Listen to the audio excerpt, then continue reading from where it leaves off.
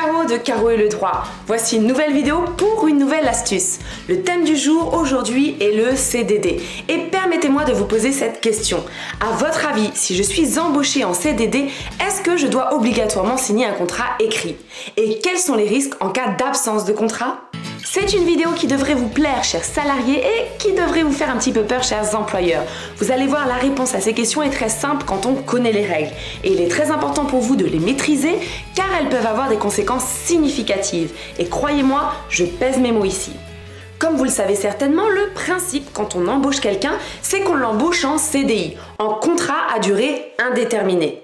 Si le CDI est le principe, cela signifie que le CDD est l'exception. L'employeur ne peut pas conclure arbitrairement comme il le veut un CDD, mais ce sont les circonstances qui doivent dicter son choix. D'ailleurs, vous savez certainement sur ce point qu'on ne peut conclure de CDD que dans des cas bien particuliers, prédéterminés par la loi, comme par exemple le remplacement d'un salarié absent, l'accroissement temporaire d'activité, etc. Bref, si je vous dis tout ça, c'est parce que la conclusion d'un CDD est soumise à des règles strictes que l'employeur doit respecter. Et la règle que j'aimerais étudier avec vous aujourd'hui est la règle de l'écrit. Tout contrat de travail à durée déterminée doit obligatoirement faire l'objet d'un contrat écrit. Ça, c'est une règle fondamentale que vous devez tous connaître. Si les salariés employés en CDI peuvent l'être sans contrat écrit, les salariés employés en CDD, en revanche, doivent obligatoirement avoir signé un contrat de travail écrit. En outre, cet écrit ne peut pas intervenir n'importe quand. Le Code du travail nous dit qu'il doit être transmis aux salariés au plus tard dans les 2 jours ouvrables suivant l'embauche. Petite parenthèse, je ferai une vidéo la semaine prochaine pour vous expliquer ce que sont les jours ouvrables et comment les calculer. Maintenant que vous connaissez les 2 règles principales en la matière, intéressons-nous aux choses sérieuses. Quel est le risque encouru si l'employeur ne respecte pas ces règles? En 3 mots, le risque encouru est celui-ci. Requalification du contrat.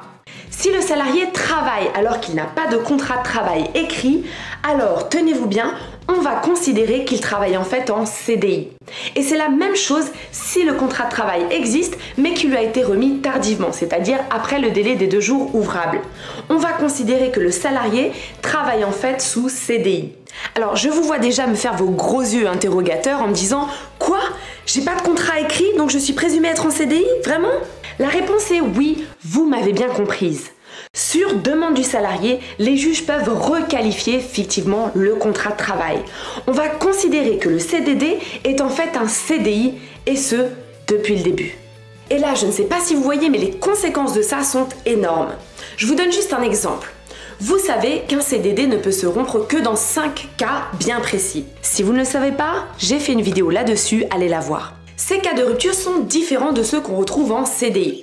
Par exemple, la procédure de licenciement est applicable au CDI uniquement, mais pas au CDD. Donc, dans notre hypothèse de requalification en CDI, si l'employeur veut se séparer de son salarié, il doit logiquement suivre la procédure applicable au CDI, c'est-à-dire la procédure de licenciement. Or, comme il pense que son salarié est sous CDD, il ne passera pas par la procédure de licenciement. Logique. Du coup, la procédure qu'il va suivre, celle applicable au CDD, va être irrégulière. Le salarié peut donc agir en justice devant le conseil de prud'homme, demander la requalification de son contrat de travail et faire constater son licenciement irrégulier et ou injustifié. Et un tel licenciement, vous le savez peut-être, ouvre droit au profit du salarié à des dommages et intérêts. Vous voyez dans ce seul exemple toutes les conséquences qui peuvent découler de la requalification du CDD en CDI. Enfin, en plus de tout ce que je viens de vous dire, le salarié peut également demander au juge qu'il condamne l'employeur à lui verser une autre indemnité, une indemnité dite cette fois de requalification.